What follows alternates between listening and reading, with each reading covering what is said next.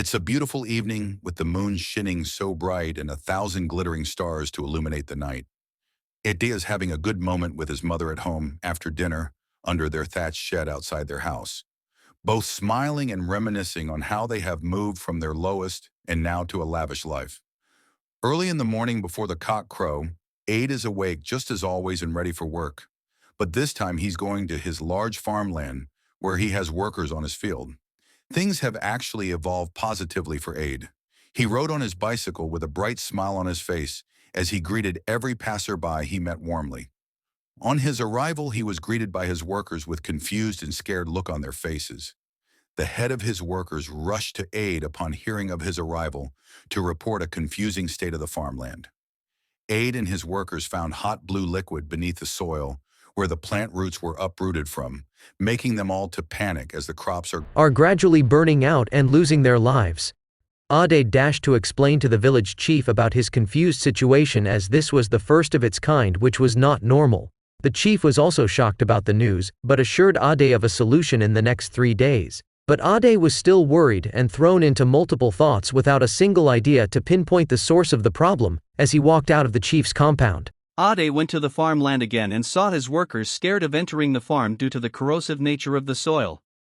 Ade tried entering, but his workers held him back. It was a scary scenario. Everyone in the village who heard rushed to confirm the situation, and they all felt sorry for Ade. But the question still remains: how did it happen and what could be a solution? A question no one had an answer for. Ade went back home troubled. He explained the situation to his mother, and throughout the rest of the day he was quiet and couldn't sleep in the night. Ade's mother decided to act on the situation as she thought to herself. Ade's mother has a gift of going back in time, so she went back to previous days watching the workers work and went round the farmland during the night hours. Then one night she saw a young man sneak into the plantation and buried a blue sand from a glass bottle. She followed him afterwards as she couldn't see his face properly, and then she confirmed who he was. He was a nearby relative named Popola who lived alone 2 houses away from the Ade's farmland. Ade woke up early to go to the chief's house for a solution as he couldn't wait any longer for his hard work and sacrifices gradually burning away. But before he left, his mother called him and sought an audience with him, which he obliged to.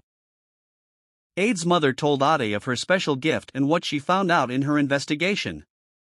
Ade was shocked as to the reason why Popola would do such malicious act, at the same time puzzled about his mother's gift, which he never knew, as he silently whispered as how now repeatedly.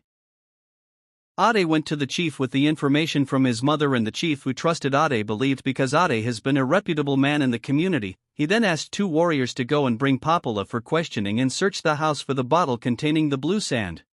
Popola was found sleeping peacefully outside his house on a weaved mat. One of the warrior went inside in search for the alleged bottle while the other watched on Popola. The bottle has been found and Popola has been waked from his sleep by the furious warrior. Popola was then arrested and walked to the chief's courtroom.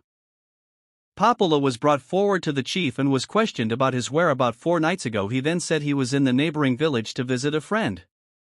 Popola was then confronted with the blue sand, and he was scared, puzzled, and fell down on his face because every first blur. He cried loudly and begged for mercy, stating that Ade never involved him in his rising. The chief ordered Popola thrown into the dungeon to await his trial to confess how to eradicate the corrosive nature of Ade's farmland and his prosecution, as his act was belligerent and cannot be tolerated nor pardoned. The following day the chief summoned everyone in the village, including Ade and his mother, to witness Popola's prosecution and grant Ade a solution to his burning farmland.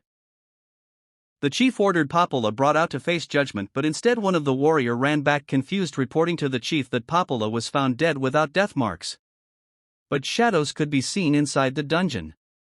Everyone was shocked and the villagers whispered silently to themselves. The 2 warriors who guarded the entrance of the dungeon confirmed no one entered the dungeon after Popola was shut in, and they never went in afterwards.